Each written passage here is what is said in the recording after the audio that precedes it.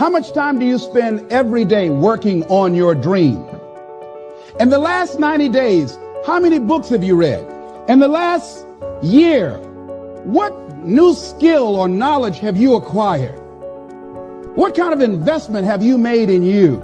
You don't want it badder than you want to party. You don't want it as much as you want to be cool. Most of you don't want success as much as you want to sleep. Some of you love sleep more than you love success. And I'm here to tell you today, if you're going to be successful, you've got to be willing to give up sleep. Every day. This isn't a part-time gig. This isn't punch the clock and go home for the day. You don't get weekends off. No. Here, there's no such thing as a weekend. This is an everyday gig. Every day is a Monday. You're either committed or you aren't. You're either willing to do everything it takes, whatever that might be, or you aren't. You either are willing to go through hell and high water and fire and brimstone to get to your goals, or you aren't. This is the time for you to go into warrior mode. The dreams that you have are not going to fall into your lap. We all want that. We all want the easy route. We all want it to happen fast. But the truth is that you've got to be willing to fight for what you want. And sometimes the person that you have to check is yourself. It doesn't matter what you don't have now because you can go get it. But it starts today. It starts with a commitment. It starts with a principle. It starts with a discipline. It starts with effort. It starts with energy. It starts with an idea that you're going to make today count. Develop yourself, weaponize yourself, teach yourself to be so good at something that is necessary to serve in the area of your dream that now you're never even thinking about your comfort zone. Whatever you resist persists, but if you ask the right question, not why is this happening, but what is this here to teach me? What is this here to teach me? It puts you in the place and space to get the lesson you need. The things that you went through getting there give you the tenacity to stay there. The fight is your friend. To work on yourself daily. Work on the way you look at the world around you. Look at solutions rather than focusing on all the problems. Don't listen to its lies about what might happen if you try that new thing, and just try it. You do this and you are constantly getting stronger than that enemy within. And I may make a mistake, but I own it radically, emphatically. I don't play the blame game. If I was wrong, I claim it and I move forward. The starting point of goal setting is for you to realize that you have virtually unlimited potential to be, have, or do anything you really want in life if you simply want it badly enough and are willing to work long enough and hard enough to achieve it.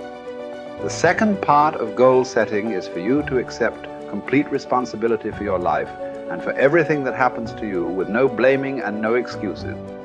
With these two concepts clearly in mind, that you have unlimited potential and that you are completely responsible, you are now ready to move to the next step, which is to begin designing your ideal future. You are responsible for financial strategy, for deciding exactly how much of your services you want to sell, how much you want to earn, how rapidly you want to earn your income year by year, how much you want to save and invest, and how much you want to be worth when you retire. These numbers are entirely up to you. You are responsible. You are responsible for your people's strategy and your relationships, both at home and at work. One piece of advice I give my students is to choose your boss with care. Your choice of a boss is going to have a major impact on how much you earn, how fast you get ahead, and how happy you will be at your job. By the same token, your choice of a mate and friends will have as much or more to do with your success and happiness than any other decisions you make. If you are not happy with any of your current choices, it is up to you to begin taking steps to improve or change them. Finally, as president, you are in complete charge of personal research and development, personal training and learning.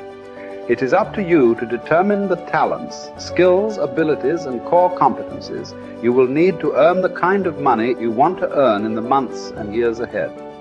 It is then your responsibility to make the investment and take the time to learn and develop these skills. No one is going to do it for you. The unavoidable truth is that no one really cares as much as you do. From this point forward, see and think about yourself as the master of your own fate. See yourself as completely in charge of your own life. See yourself as the president of your own personal services corporation. See yourself as a powerful person, completely self-determined and self-directed. Refuse to whine and complain about things that happened in the past, which cannot be changed. Instead, orient yourself toward the future and think of what you want and where you are going. Above all, think about your goals. The very act of thinking about your goals makes you positive and purposeful again. And if you decide today to go for the apple instead of the Hershey bar, I'm telling you, you have begun the process of turning your life around. And if you keep up that process, not only with your health habits, but with your money habits and with your communication habits, with your sales habits, management habits, and every other habit that you've got, if you'll start that process, eliminate the errors and replace it with disciplines practiced, I'm telling you, you can start this process of life change immediately. After today, you don't ever have to be the same again. Only by choice. You don't have to walk out of here the same as you walked in today. Only by choice. You can start a whole new process. And you say, well, Mr. Owen, is it that simple? Yes, it's that simple. Where else would you start but with an apple? You don't have to start with something staggering, and everybody has it within their power. What was so happy for me to find out at age 25, Mr. Shove said, Mr. Owen, you don't have to change countries. But you do have to change philosophy. And if you'll change philosophy, not country, you can turn around your income, you can turn around your bank account, you can turn around your skills, you can become capable, powerful, sophisticated, healthy, influential, all the other equities that you could possibly want out of your life, using the only stuff there is and not trying to change any of this stuff. Appreciate all of this stuff with all of its ups and downs, with all of its mystery of why it works and sometimes it doesn't work. Don't challenge this. You don't have to ask for another planet. You don't have to ask for another country. Just ask for another book.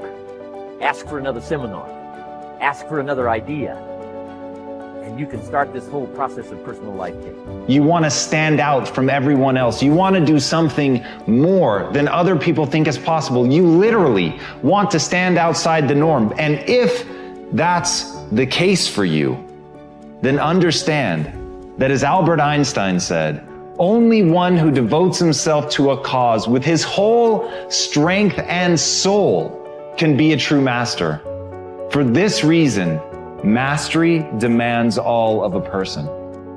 If you want to get great, if you really want to make a skill set your own, if you want to be able to do something, and at the end of the day, if you want to transform the world, if you want to make grand changes, if you want to do all of that all the empty words that people spout all the time, let me tell you, the only thing that's going to separate you from all the other blowhards who are just talking words and will never do anything is to give yourself over completely, to let that obsession, let that thing that you love completely consume you. And in that, your only chance to really become great lies. You know, if you want to have a fully charged life, you have to start looking forward to things again. You have to get excited about tomorrow again. You have to see your life developing again. You have to set yourself on the path where you're step by step progressing every single day, so you know tomorrow's going to be better than it was today.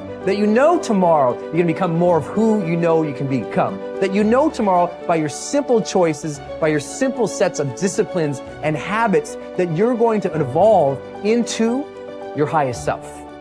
And that is the path of the charged life. This constant engagement with the best within us, of pushing ourselves, but with that purpose and that progress of hoping to become our highest selves. And when you live in that place and you sense that every single day, that's the magic. That's what life should feel like. That's what I think we all deserve. And maybe we ought to start aiming and challenging ourselves just a little bit more to get there.